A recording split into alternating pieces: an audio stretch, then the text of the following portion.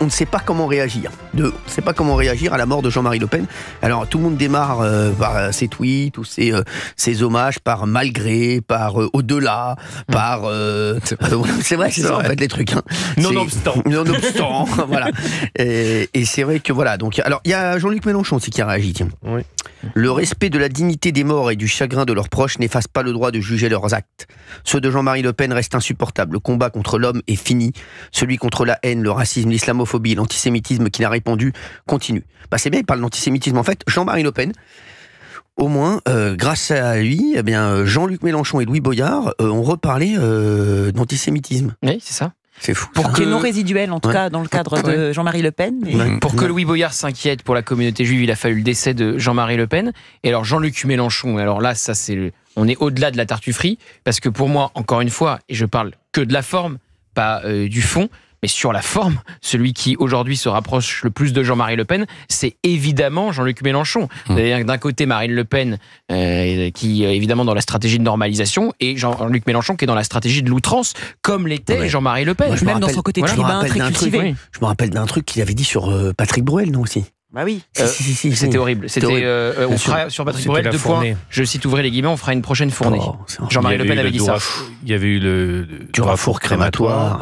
Franchement. Il avait fait huer tous les journalistes juifs qui étaient dans les médias à l'époque, Jean-Pierre Elkabbach notamment dans ses meetings. Bien sûr. Non, tout ça c'est insoutenable. Non, quand même. Non, parce qu'il faut pas l'oublier quand même. Non, faut pas l'oublier du tout. Oui. C'est impossible. D'ailleurs, c'est ce qui a fait que Marine Le Pen, c'est oui. Elle a rompu avec son père. Elle l'a exclu. Oui. Elle l'exclut parce que il dit que le maréchal Pétain n'était pas un traître et parce que il refait. Parce qu'on l'oublie ça, il l'a pas fait qu'une fois le détail. Il avait redit que il affirmait que les chambres à gaz étaient un détail de l'histoire de la Seconde Guerre mondiale. Oui, il est récidiviste dans ses outrances. Alors il y a Charline Vanhoenacker aussi, un journaliste chroniqueur France Inter. Alors il y a France Info qui a mis une info, une barge transportant Marine Le Pen à Mayotte accidentée, la chef de file des députés RN indemne, et elle a mis apparemment Jean-Marie était sur la barge. Voilà, c'est le tweet qu'elle a mis. Est-ce que ça vous choque ou pas du tout? Ça choque pas si ça nous fait rire, mais en fait c'est pas même pas drôle. C'est pas drôle. Ouais. Ce sont des humoristes qui souvent ne sont pas drôles. C'est comme quand on avait mis une moustache d'Hitler à Éric Zemmour, souvenez-vous. Si c'est drôle. Des proches par exemple, elle est très loin et c'était drôle. Coluche. Non mais on n'est pas à la police de l'humour non plus, Olivier. Elle a le droit de ne pas être drôle et elle a le droit de le faire. Oui, tu as raison. Elle a tous les droits. Oui, on a le droit de dire que c'est nul. Ah oui, pardon, Géraldine, elle a toute liberté de dire ce qu'elle veut. Ouais. Moi, je sais que parfois, ça me fait pas rire. Oui, mais je suis sûr qu'il y a des gens qui rient à ça. C'est possible. Oui. Alors la seule différence, c'est que vous voyez, c'est nous qui. Non, bien sûr. Pas moi, mais la seule différence, c'est que c'est nous qui la payons. C'est la seule différence. C'est vrai, il a raison. Ouais. Voilà. Alors que moi, c'est vous qui vous payez. C'est-à-dire que t'as rien à voir. Donc les gens qui nous écoutent, s'ils sont pas d'accord avec nous, ils ont au moins l'assurance que c'est pas eux qui nous payent. Alors que là, ça n'a rien à voir. C'est pas c'est moi qui vous paye. C'est pas la France, c'est moi. Voilà. J'aurais préféré que ce soit la France, mais c'est moi. Malheureusement, c'est moi. Mais oui.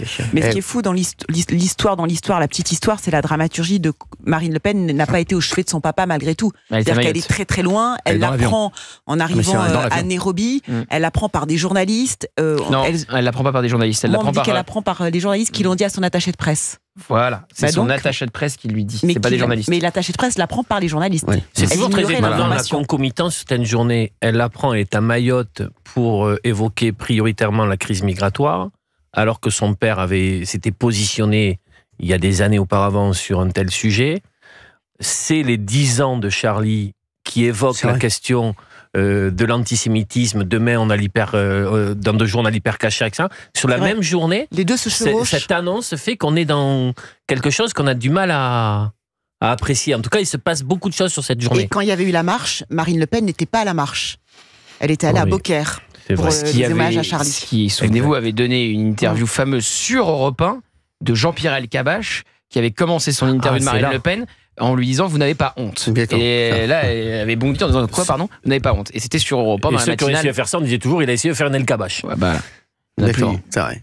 Tout le monde essaie de faire des Elkabbach maintenant. Je vois, ils essaient tous de faire des trucs, ils démarrent toujours leur interview. Parce qu'il y en avait un autre qui était très drôle, si je sais plus à qui il avait dit ça. Vous le voyez? Quoi? Le mur. André Valigny. Ouais, c'était ça. André Valigny. Le mur, quel mur de quelle couleur? Voilà. Quelle couleur pour le mur? Quelle couleur pour le mur? Ouais, quelle couleur pour le mur?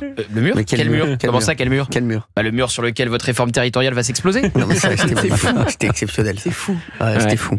Rodolphe est avec nous. Rodolphe de la région